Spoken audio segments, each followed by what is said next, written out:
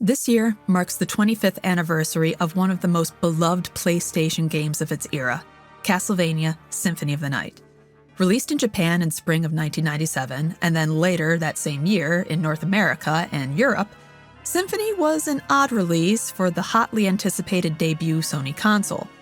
Predicted that it would suffer from being a 2D game amongst a new generation of 3D releases on Sony's more powerful system, the game, affectionately abbreviated SotN, nonetheless became wildly popular among gamers for its gorgeous environments, huge castle map, and amazing musical score, and introduced a new generation to the Castlevania franchise.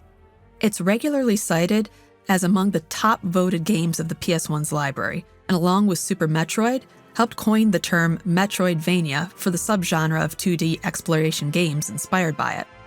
Being such a beloved title in the franchise, and frequently stated as a favorite among series fans, Symphony of the Night continues to have impacts on video games and the Castlevania series as a whole.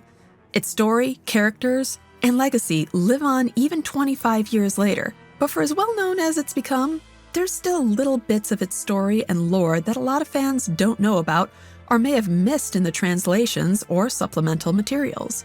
So, for its 25th anniversary, I wanted to highlight 5 bits of the Symphony lore you might not know about and help the game continue to make an impact. If you've played Symphony, you know that the game expanded upon the story of the previous titles by stating an explicit reason as to why Count Dracula began his war against humanity and the forces of good. Dracula's human wife, Lisa, was a doctor in one of the nearby villages and had been accused of being a witch due to her healing skills. She was wrongfully executed by the villagers, which enraged Dracula to the point of wholesale slaughter of humans as revenge. There are a lot of little things hidden deep in the lore of the game about Lisa. If you're like me, you likely saw the dream Alucard was pulled into where the succubus was posing as Lisa, about to be executed by the villagers, and assumed she was burned at the stake like witches of that era often were. Indeed, the Netflix adaptation did the same by fully showing Lisa killed by burning at the stake. However, the comic that Konami put out prior to the game's release as promotional material showed that Lisa was in fact crucified by the villagers, and that was the method of her death. Indeed, the game's dream sequence does show Lisa strung up on a cross-like scaffolding, much like Jesus Christ at the crucifixion, with no signs of any fire. Given Lisa's background as a benevolent healer, her dying by crucifixion does add some interesting subtext.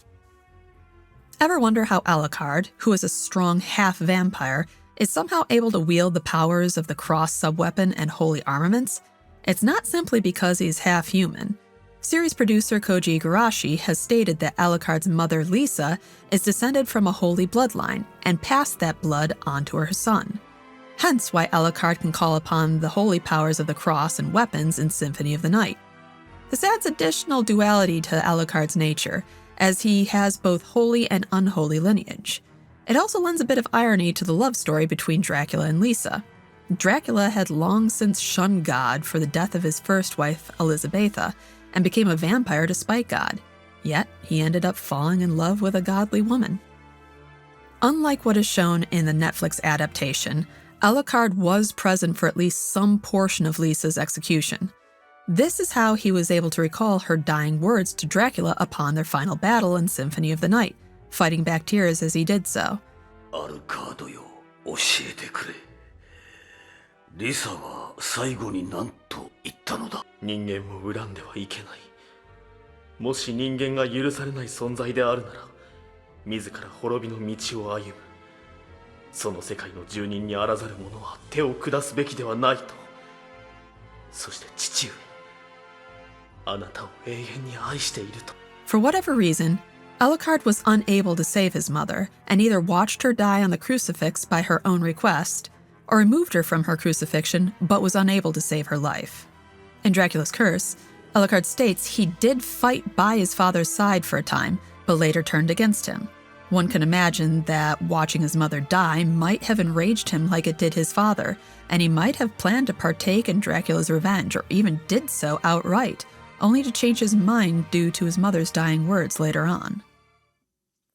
Thanks to some translation mishaps, Symphony of the Night stated in its manual that Maria Renard, the now grown girl that Richter Belmont rescued and who aided Richter in his battle against Dracula 5 years prior, was Richter's sister-in-law.